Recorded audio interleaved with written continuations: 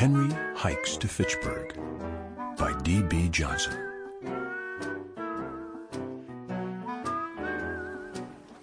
One summer day, Henry and his friend decided to go to Fitchburg to see the country. "I'll walk," said Henry. "It's the fastest way to travel."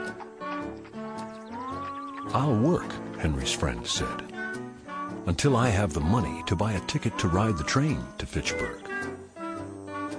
We'll see who gets there first."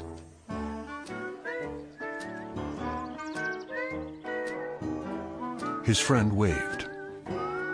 "Enjoy your walk," he said. Henry walked down the road to Fitchburg. "Enjoy your work," he called back.